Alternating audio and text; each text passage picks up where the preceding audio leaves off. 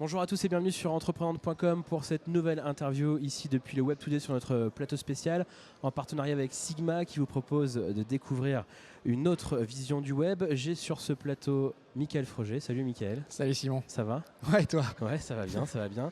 Bon, dis-moi, c'est un bel événement. Qu'est-ce que tu en penses? Web Today, on passe à une autre version quand même là. Ouais, là, moi j'ai vécu celui de l'année dernière parce que j'étais pas là avant, j'étais pas sur Nantes. Là, on passe à un autre cap, je pense. On est dans une autre dimension. Le lieu, rien que le lieu est juste magique et c'est juste énorme d'avoir une salle de telle ampleur. 700 personnes, c'est quand même juste colossal. Plus 800 même, je crois. On est à 800 là. Ouais, hier, ils attendaient 700 et déjà 700, tout le monde est d'accord pour dire que l'objectif est pulvérisé et 800, c'est juste génial.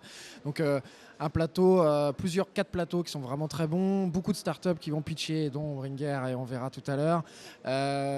On sent une bonne ambiance, c'est-à-dire que depuis une semaine à Nantes, on sent que tout le monde est un petit peu excité, etc. Et là, on voit que tout le monde est ultra content d'être là.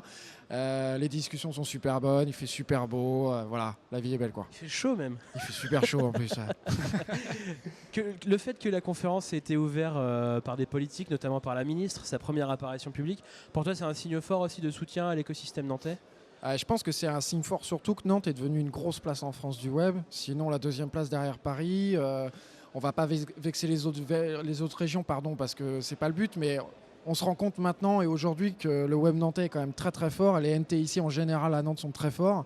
C'est vraiment bien qu'on ait pu faire venir Fleur parce que ça montre qu'elle s'implique aussi, ça montre et elle va découvrir les lieux et les boîtes ici.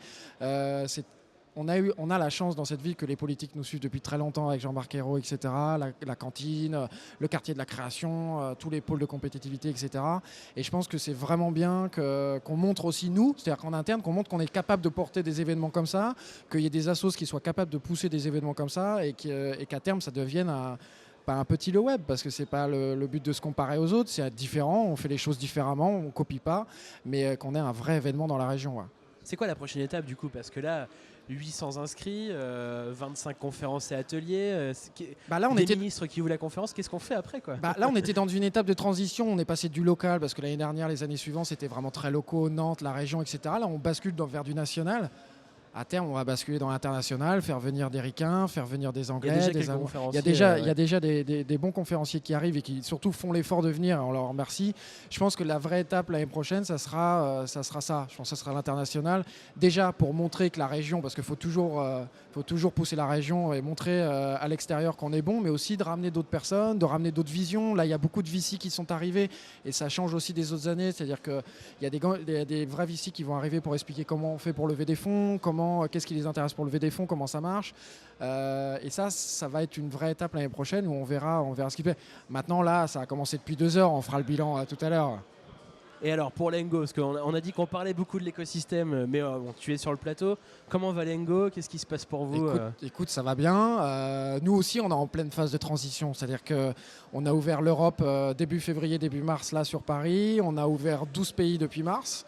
On est donc présent dans 14 pays. On risque d'ouvrir encore 3 ou 4 pays d'ici cette année si tout va bien. On arrive à 45 personnes, 80, normalement 70, 80 à la fin de l'année.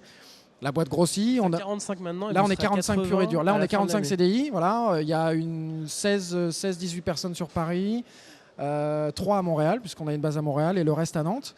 Donc là, on est dans une vraie phase de transition, de structuration, un peu de logistique, où il faut un peu poser les bases. Donc c'est pas évident pour tout le monde, c'est un vrai changement aussi de cap de stratégie de Lengo, c'est-à-dire qu'on part à l'international de manière assez forte. On a recruté Nenad Cvetkovic qui est l'ancien directeur Europe d'Affilinet, donc c'est aussi une transition pour nous, c'est-à-dire que c'est quelqu'un qui a une vraie expérience, fait 15 ans qu'il est là, qui est là pour nous structurer, pour nous aider, porter Lengo assez haut. Donc tout va bien, c'est pas le monde des bisounours non plus, c'est-à-dire qu'on est comme tout le monde, il y a des choses qui posent des soucis, mais on est content et surtout on se dit c'est le début quoi. On a hâte de voir à la fin de l'année en fait. Quel âge vous avez déjà, Lengo? 2 ans et demi. 2 ans et demi. C'est pas mal. Ouais, après on verra à la fin de l'année si on a réussi le pari. On verra comment on arrive à avoir cette transition et puis tout est devant maintenant quoi. Merci Mickaël d'avoir passé quelques minutes avec nous. Et puis bon Web Today alors. Toi aussi. Et à très vite sur entreprenante.com.